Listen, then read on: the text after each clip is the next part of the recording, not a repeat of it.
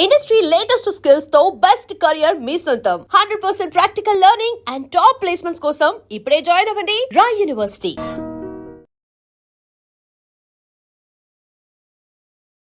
Hi hello నమస్తే welcome back to iDream media.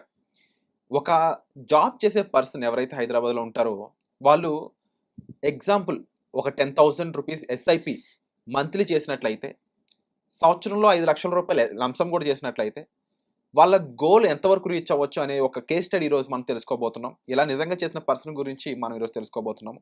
So ఈ విషయం మనం ఫైనాన్షియల్ ప్రొఫెషనల్ అయిన గిరిబాబు గారి ద్వారా తెలుసుకుందాం ఏం జరిగింది అనేది.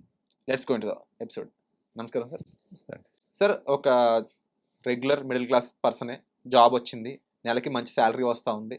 అతను ఒక గోల్ పెట్టుకున్నాడు, నా దగ్గర ఒక 20 ఇయర్స్లో నేను ఈఎంఐ కట్టుకుంటూ ఇల్లు వద్దు, నాకు 20 ఇయర్స్లో నేను ఆ ఇల్లు డైరెక్ట్ కొనేసుకోవాలి. అది 2 కోట్లు ఉన్నా 3 కోట్లు ఉన్నా సరే నేనైతే కొనేసుకోవాలి. 20 ఇయర్స్ తర్వాత ఇప్పుడు ఇబ్బంది ఏం లేదు. ఒక 25 ఇయర్స్ అబ్బాయి అనుకుందాం. 20 ఇయర్స్ తర్వాత ఎలాగైనా 30 ఇయర్స్కి ఈఎంఐ పెట్టుకోవడం కంటే కూడా నేను రెంట్గా ఉంటాను, కానీ నేను ఇల్లు కొనుక్కోవాలి, కారు ఉండాలి, ఇలా ప్లాన్ చేసుకున్నాడు. దానికి ఒక 2 crores 2 to 3 crores అవుతుంది. అయితే తను చేయగలిగే ఎస్ఐపి అమౌంట్ ఏంటంటే 10,000 plus 5 lakhs amount one time. అంటే ఇల్లు కొనుక్కుంటే వన్ టైం ఎలా అయితే డౌన్ పేమెంట్ పే చేస్తామో అలా 5 lakhs వన్ టైం, ఈఎంఐ లాగా ఒక 10,000 rupees which he can afford. So ఈ కేసులో అతను ఎంత టైం పడుతుంది అతను అనుకున్న అమౌంట్ గోల్ రీచ్ అవ్వడానికి, అండ్ ఆ మధ్యలో కన్సిస్టెన్సీ కానీ స్టెప్అప్లు కానీ ఏమైనా ఉంటాయా, ప్రాసెస్ ఎలా ఉంటుంది? చేసుకోవచ్చు. ఇప్పుడు నార్మల్గా ఒక చిన్న ఎంప్లాయీ 10,000 శాలరీ అంటే 10,000 సేవ్ చేయగలుగుతున్నారు అంటే అతని శాలరీ మాక్సిమం ఒక 35,000-40,000 మించి ఉండదు. ఇలాంటి వాళ్ళకు ఈఎంఐ కట్టాలంటే చాలా ఇబ్బంది అయిపోతుంది, because it's commitment for 20 years. రెండోది మీరు 25 ఇయర్స్ అన్నారు. సో 25 ఇయర్స్ అబ్బాయికి ఒక 40,000 కనుక శాలరీ వస్తే అందులో 10,000 ఎస్ఐపీస్ 25% అయిపోయింది. తర్వాత అతనికి పెళ్ళైన తర్వాత ఖర్చులు పెరుగుతాయి. సో అది అఫోర్డబుల్గా ఉండదు. సో వాళ్ళకి లైఫ్ అంతా ఈఎంఐలు కడుతున్నాను ఫీలింగ్ ఉంటుంది. ఫస్ట్ ఆఫ్ ఆల్ 10,000తో రాదు. కనుక అలా ఇబ్బంది పడుతూ ఉండే బదులు ఒక చిన్న ఏదో ఇంట్లో ఉండి రెంట్ కట్టుకోగలిగే కెపాసిటీ ఉండి రెంట్ కట్టుకుంటే 10,000 రూపీస్ అనేది బర్డన్ లేకుండా ఎస్ఐపి లాగా చేసుకుంటూ వెళ్తూ 10,000 for 20 years. At the same time 5 lakhs one time ఎలాగైతే మనం పే చేస్తామో డౌన్ పేమెంట్, అలాగే ఒక 5 lakhs వన్ టైం చేసేస్తే ఎగ్జాక్ట్లీ 20 ఇయర్స్ తర్వాత మోర్ దెన్ 2 crores ఉంటుంది. ఈజీగా 2 crores ఎబో ఉంటుంది. కానీ ఇక్కడ క్వశ్చన్ వస్తుంది, వెంటనే మన కామెంట్స్ పెట్టేస్తారు, మరి ఇప్పుడు ఫ్లాట్ వాల్యూ ఎంత ఉంది, మినిమం ఒక 1 crore లేకపోతే లేదు అసలు. బట్ 20 ఇయర్స్ తర్వాత దీని ఫ్లాట్ వాల్యూ ఎంత అయింది? 2 crores అవుతే 2 crores తర్వాత ఆ 2 crores ఫ్లాట్ వస్తుందా? 2 crores పెట్టి కొన్ని ఇవ్వాలి, 1 crore పెడితే ఫ్లాట్ రావడం కష్టంగా ఉంది కదా. 20 ఇయర్స్ తర్వాత ఎంత పెరిగిపోతాయి అవి? 10-15 కోట్లు అయిపోదా? మళ్ళీ అప్పుడు కూడా నేను డెఫిసిట్ అవుతా కదా అని క్వశ్చన్స్ వస్తూ ఉంటాయి కామెంట్స్. అందుకే నేను వాళ్ళకి చెప్పేది ఏంటంటే, మీరు కనుక ఒకవేళ నేను రెంట్ని ఉండి ఇలా సేవ్ చేసి ఉండే బదులు ఫస్ట్ ఆఫ్ ఆల్ మీరు కొంచెం కార్పస్ క్రియేట్ చేసుకోండి. కొద్దిగా గట్టిగా కష్టపడి ఒక 20-25,000 అంటే మీ శాలరీ 40 అయితే చేయలేరు, బట్ కొంచెం ఇన్కమ్ అర్న్ చేసుకొని ఒక 20-25,000 ఎస్ఐపి ఉండేలాగా ఇనీషియల్గా, లేదా అట్లీస్ట్ స్టెప్అప్ చేసుకుంటూ 10,000తో స్టార్ట్ చేసి మెల్లమెల్లగా 12-15 అలా చేసుకుంటూ మీ పోర్ట్ఫోలియోని అట్ ద అర్లియస్ట్ ఒక 1 CR చేసుకొని ఇక 1 CRకి రీచ్ అవ్వడానికి ఒక 2-3 years ముందే మనం రీచ్ అవుతామని అర్థమవుతున్నప్పుడు ముందే మీరు ఒక మంచి 3 yearsలో పొసెషన్లో వచ్చే ఒక ఫ్లాట్ కొనుక్కోండి. ఆ ఫ్లాట్కి 2 కండిషన్స్ ఉండాలి. ఒకటి లోన్ ఎలిజిబిలిటీ ఉండాలి, 2 రెరా వచ్చి ఉండాలి. సో మీరు రెరా వచ్చి ఉండి అట్ ద సేమ్ టైం మీకు కనుక లోన్ ఎలిజిబిలిటీ ఉంటే you will be on safe side. RERA వచ్చింది అంటే ప్రాపర్టీ ఇస్ జెన్యూన్, లోన్ ఇచ్చే ఎలిజిబిలిటీ ఆ ప్రాపర్టీకి ఉంది అంటే then also genuine property. So ఆ ప్రాపర్టీ తీసేసుకొని ఆ 3 years పాటు మీ సిప్ని ఇంక్రీజ్ చేసుకుంటూ only interest disbursed by the bank, అంటే లోన్ డిస్బర్స్ చేస్తూ ఉంటుంది వాళ్ళు కన్స్ట్రక్షన్ చేసిన ప్రకారంగా. అలా 3 years 4 years తర్వాత పొజిషన్ అయితే వస్తుందో ముందు నుంచే మనం లోన్ తెలిపోతే కొంచెం ఇంట్రెస్ట్ కడుతూ ఉంటాం. 4 years అయిపోయిన తర్వాత మనము ఈఎంఐ స్టార్ట్ అవుతుంది. ఫుల్ ఈఎంఐ స్టార్ట్ అయినప్పుడు మన శాలరీ ఎంత ఉన్నా సరే మన దగ్గర కార్పస్ జనరేట్ అయింది కదా, దీని నుంచి సిస్టమేటిక్ విత్డ్రాల్ ద్వారా అవ్వచ్చు, డివిడెండ్ ద్వారా అవ్వచ్చు, కొంత మనీ తీసుకుంటూ ఈఎంఐ కడుతూ వెళ్తే బర్డన్ ఉండదు, మనం ఫీల్ అవ్వక్కర్లేదు.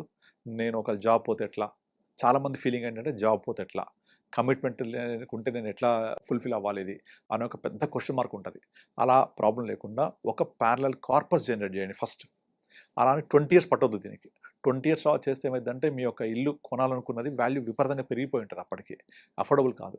ఎప్పుడైనా ఫ్లాట్ వాల్యూస్ 2 రకాలుగా పెరుగుతాయి. మీరు కొనాలనుకున్న ఫ్లాట్ ఏమో బాగా పెరిగిపోద్ది కొత్తది కాబట్టి. మీరు కొనుక్కున్న ఫ్లాట్ ఏమో వాల్యూ తగ్గిపోతుంది. డిప్రిషియేట్ అవుతుంది. గమనించిందా? ఇప్పుడు నేను ఏదైతే ప్లాన్ చేసి 5 ఇయర్స్ 10 ఇయర్స్ కొనుక్కుంటా అంటే డెఫినెట్లీ ఫ్లాట్ వాల్యూ పెరుగుద్ది. Because it is brand new కాబట్టి. బ్రాండ్ న్యూ కన్స్ట్రక్షన్ కాస్ట్ ఇవన్నీ ఇన్వాల్వ్ అయి ఉంటే ఎక్కువ ఉంటుంది. నేను కొనుక్కున్నది డిప్రిషియేట్ అవుతుంది. కనుక మనం కొనబోతున్నది డెఫినెట్లీ అప్రిషియేట్ అవుతుంది కాబట్టి నేను 20 ఇయర్స్ తర్వాత down the line is very very long term. అంతవరకు వెయిట్ చేయొద్దు. మీరు అన్నట్టుగా మనం ఒక 8-7 ఇయర్స్లోనే పర్చేసింగ్ ప్రాసెస్ స్టార్ట్ చేసేయాలి. ఇక్కడ నుంచి 10 ఇయర్స్ తర్వాత మీ ఈఎంఐ స్టార్ట్ అయిపోవాలి. అంటే హాఫ్ పీరియడ్ తగ్గిపోవాలి. అండ్ మీరు దానికోసం ఇక్కడ నుంచి కనీసం 5-6 ఇయర్స్ డెడికేటెడ్గా ఒక మంచి ఎస్ఐపి చేయాలి. డౌన్ పేమెంట్ చేసినా అనుకుని కొంత లంసమ్ అమౌంట్ పెట్టుకొని ఒక 6-7 ఇయర్స్ తర్వాత ఇమీడియట్లీ 4 ఇయర్స్ పొజిషన్ ఫ్లాట్ తీసేసుకొని దాని తాలూకా ఈఎంఐ బ్యాంకర్ ఏదైతే లోన్ రిలీజ్ చేస్తూ ఉంటాడో కన్స్ట్రక్షన్ ప్రకారంగా మనం ఈఎంఐ కడుతూ ఉంటాం. సో మన ఒక డిస్బర్స్ అమౌంట్ తక్కువ ఉంటుంది. మేజర్ అమౌంట్ అంతా ఇన్వెస్ట్మెంట్కి వెళ్ళి ఉంటుంది 10 ఏళ్ల తర్వాత ఆర్ 8-9 సంవత్సరాల తర్వాత. లేదా ఇంకొంచెం ఎక్కువ ఇన్కమ్ ఉంటే ఈ ప్రాసెస్ ఇంకా ముందుకు తేవాలి. ఒక 2-3 ఇయర్స్ తర్వాత సిప్ స్టార్ట్ చేసుకొని 3-4 ఇయర్స్ తర్వాతే. నేను చేశాను అలా 2-3 క్లయింట్స్కి. వాళ్ళకి ఆల్రెడీ స్టార్ట్ అయిన 2 ఇయర్స్కే వాళ్ళకి నచ్చిన ప్లేస్లో రెరా అప్రూవల్ ఉన్నది, బ్యాంక్ ఎలిజిబిలిటీ ఉన్నది. మీరు వెళ్ళిపోయి 4 ఇయర్స్ పొజిషన్ టైం చూసుకొని తీసేసుకోండి. దాని తాలూకా ఈఎంఐ బ్యాంక్ రిలీజ్ చేసిన ప్రకారం కడుతూ ఉంటారు. మీరు only interest on disburse amount కట్టండి. ఇప్పుడు డౌన్ ఉంది కాబట్టి రియల్ ఎస్టేట్ బాగా కొంతమంది వెంచర్స్ ఏం చేస్తున్నారంటే వాళ్ళే ఇంట్రెస్ట్ కూడా పే చేస్తున్నారు. చాలా స్కీమ్స్ కూడా పెడుతున్నారు. సో అట్లా ఉంటే అది కూడా లక్కీ మనకు. లేకపోతే కూడా చిన్న ఈఎంఐ ఉంటుంది కాబట్టి ఈఎంఐ అనకూడదు, interest on disburse amount pay చేస్తూ పొజిషన్ టైం వరకల్లా మీ దగ్గర కార్పస్ జనరేట్ అవ్వాలి. For this position unit have at least 6-7 years from now onwards. ఇక్కడ నుంచి 2-3 ఇయర్స్ ఫుల్ అక్యుములేషన్, అక్కడి నుంచి 4 ఇయర్స్ పొజిషన్. సో 7 ఇయర్స్ తర్వాత మీ చేతిలో ఓన్ హౌస్ ఉంటుంది, ప్లస్ మీ దగ్గర కార్పస్ కూడా జనరేట్ అయి ఉంటుంది. అప్పుడు ఈఎంఐ కట్టగలిగితే కట్టేసేయండి. Let it grow the corpus. Capacity లేదు, జాబ్ పోయింది, use this corpus to repay the loan కంటిన్యూస్గా. మళ్ళీ ఇక్కడ కార్పస్ ఉంది కదా మొత్తం పే చేయొద్దు. సో పే చేస్తే మీ రిటైర్మెంట్ కార్పస్ కూడా డిస్టర్బ్ అయిపోతుంది. దీన్ని రిటైర్మెంట్ కార్పస్ లాగా అనుకొని మీరు ఆల్రెడీ ఏదైతే ఈఎంఐ స్టార్ట్ అవుతుందో కట్టగలిగితే కట్టాలి, కట్టలేకపోతే దీని నుంచే తీసుకుంటూ ఈఎంఐ కడుతుంటే బర్డన్ కూడా ఉండదు. అలా ఒక నెక్స్ట్ ఇంకో 10 ఇయర్స్ తర్వాత లోన్ ఆల్మోస్ట్ 50-60% క్లియర్ అవుతుంది. మార్కెట్స్ ఒక్కోసారి జంప్ కొడుతూ ఉంటాయి ఒక 2-3 ఇయర్స్. అలా బాగా జంప్ కొట్టినప్పుడు కొంచెం ప్రాఫిట్ బుక్ చేసి కట్టడం. అలా ఒక 10 ఇయర్స్లో అంటే కంచి 14-15 ఇయర్స్ తర్వాత మీ లోన్ అంతా క్లియర్ చేసేసుకుంటే మీ కార్పస్ ఏదైతే జనరేట్ చేశామో అదంతా మన దగ్గర ఉండిపోతుంది. నార్మల్గా చాలామంది సిస్టమేటిక్ విత్డ్రాల్ ప్లాన్ అని చెప్పేసి ఇన్వెస్ట్ చేసేసి బ్యాలెన్స్ ఫండ్స్లో నెక్స్ట్ మంత్ ట్రై చేస్తుంటారు. అలా చేయొద్దు. మనము ఒక 1 ఇయర్ డెఫర్ చేయాలి. జనరల్గా చెప్తూ ఉంటాం మేము అట్లా. అలా డెఫర్ చేస్తే కార్పస్ గ్రో అవుతుంది కదా, దాని నుంచి తీసుకుంటూ ఉండాలి. సో మన బేస్ అమౌంట్ డిస్టర్బ్ అవ్వదు. సేమ్ అదే విధంగా ఫస్ట్ 7 ఇయర్స్ ఇన్వెస్ట్ చేస్తూ పోయి ఆ ఇన్వెస్ట్ చేసిన దాని నుంచి వచ్చే రిటర్న్స్తోనే మీ ఈఎంఐ కట్టేలాగా ఉండాలి. సో చాలా క్లియర్‌గా టైమ్ లైన్ చాలా ఇంపార్టెంట్ అండి ఇక్కడ. ఏ టైంలో మనం ఇన్వెస్ట్ చేయాలి, ఏ టైంలో తీయాలి, ఎగ్జాక్ట్‌లీ. మళ్ళీ ఏ టైంలో మనం ఎక్కడెక్కడ పెడుతున్నాం. దానికన్నా ముఖ్యంగా ఇక్కడ రెరా అప్రూవల్ చూసుకోవడం గానీ, లేదా మధ్యలో డిస్బర్స్డ్ అమౌంట్ అని అది లోన్ మీద అయి ఉండొచ్చు గానీ, అది పే చేయడం అయి ఉండొచ్చు. అండ్ 4 ఇయర్స్ తగ్గే టైంకి మన దగ్గర ఎంత కార్పస్ మనం బిల్డ్ చేసుకోగలుగుతున్నామో ప్లాన్ చేసుకోవాలి ఇదంతా. ప్రతిదీ ఆ టైం లైన్ ప్లాన్. ప్రకారం ప్లానింగ్ ఇస్ వెరీ ఎందుకంటే ఇల్లు ఇంపార్టెంట్. అనేది ఒక ఎమోషన్ అది. యాహ్! దాన్ని అక్వైర్ చేయాలి అంటే చాలామంది నేను చూస్తూ ఉంటాను దానికి వచ్చిన వాళ్ళందరూ కూడా ఎమోషన్ తోటి ఇలాంటి ప్లానింగ్ లేకుండా ఒక ఇల్లు కొనేసుకొని ఒక ఊబిలో ఇరుక్కుపోతారు. బట్ సార్ ఈఎంఐ కట్టలేక, శాలరీ సరిపోక. అవునవును. 100% మీరు చెప్పింది. ఇప్పుడు కొత్త ఏంటి ప్రాబ్లం, నా జాబ్ ఉందా పొద్దా, అది ప్రాబ్లం. బట్ కార్పస్ క్రియేట్ చేయరు. బట్ మీరు చెప్పిన దాంట్లో కాలిక్యులేషన్స్ టిపికల్ గానే ఉంది. అవును. కానీ 14-20 ఇయర్స్ లో మనం అనుకున్నది రీచ్ అది అయిపోతుంది వచ్చేసింది కదా. That's With was corpus. Amazing. Corpus ఉంటూ రిటైర్ అయిన తర్వాత ఇదే కార్పస్ పెరిగి మీ పెన్షన్లో కూడా పనిచేస్తుంది. చూసారా, మొదటి 7 ఇయర్స్లో చేసిన ఏదైతే ఒక చెట్టు విత్తనం అనుకోండి, అది పెరిగి పెద్దదై మీ ఇంటికి ఈఎంఐ ఇస్తుంది, రిటైర్ అయ్యాక మీకు మంత్లీ ఇన్కమ్ కూడా ఇస్తుంది. Wonderful sir. అండ్ నిజంగా ఇక్కడ మేజర్ గా సీనియర్ ప్రొఫెషనల్స్ తో ఉన్న ఒక బెనిఫిట్ ఏంటంటే they saw lot of market rises and ups and downs అనమాట. దానివల్ల ఏ టైంలో ఏం జరుగుతుందని ఒక ప్రెడిక్షన్ అయి ఉండొచ్చు, లేకపోతే ఆ మార్కెట్లో అది ఫాల్ అయినా సరే పానిక్ అవ్వకుండా ఆ టైంలో మనం ఏం చేస్తే మనం కాస్త గ్రీన్లో మనం ఉంటాం, మార్కెట్ కాదు మనం గ్రీన్లో ఉంటాం అనేది అయి ఉండొచ్చు. ఇవన్నీ అంచనాలు చాలా చాలా ఇంపార్టెంట్. ఇప్పుడు సార్ చెప్పిన విషయంలో కూడా ఈ కేస్ స్టడీలో ముఖ్యంగా చూసుకున్నట్లయితే అతను end of the day goal ఏంటంటే ఒక ఇల్లు ఒక కార్ అనుకున్నట్లయితే అది Retirement రీచ్ planning. అవ్వడానికి సార్ చెప్పిన విధంగా ఆ calculation part is very important. ఏ టైంలో ఏం చేయాలి, కార్పస్ ఆ 4 ఇయర్స్ ఎంత వరకు మనం బిల్డ్ చేసుకోగలం, తర్వాత లోన్ తీసుకునే విధానం అయి ఉండొచ్చు, అది కట్టే విధానం అయి ఉండొచ్చు, ఆ టైంకి మనం ఇన్వెస్ట్మెంట్ కూడా పాడవకుండా జాగ్రత్తగా చేసుకునే విధానం అయి ఇన్ లైన్ ఉండొచ్చు with your salary.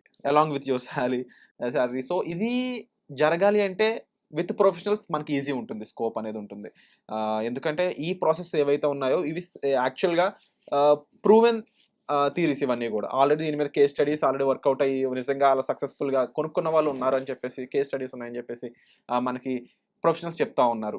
And definitely ఇలాంటి గ్రేట్ థింగ్స్ మనం నిజంగా అచీవ్ చేయగలము. ఓన్లీ థింగ్ ఆ పేషెన్స్, ఆ కన్సిస్టెన్సీ అనేది వెరీ వెరీ ఇంపార్టెంట్ ఇన్వెస్ట్మెంట్ సంబంధించి. అండ్ ఇలాంటి ఇన్వెస్ట్మెంట్స్ చేయాలనుకున్నప్పుడు guidance is much more important. ఇక ఈ ఎపిసోడ్ ఎలా అనిపించిందో తప్పకుండా కామెంట్ సెక్షన్లో మెన్షన్ చేయండి.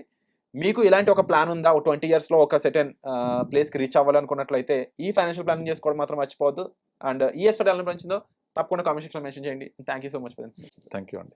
And for more videos, Please subscribe to iDream. Please subscribe to iDream. Please subscribe iDream. And please subscribe to iDream. For more videos, subscribe to iDream. please like, share and subscribe to the channel. Congratulations, iDream. subscribe to iDream. Subscribe to iDream. So subscribe to iDream Media. iDream ki iDream team అందరికి huge congratulations. Please subscribe iDream Media. Please subscribe to iDream. Subscribe iDream. Please subscribe to iDream.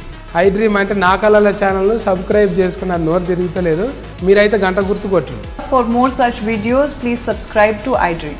Subscribe to iDream. Please subscribe to iDream. Please subscribe iDream Media. Please do subscribe to iDream. Please subscribe to iDream Media. For best entertainment and information, please subscribe iDream. And don't forget to subscribe to iDream.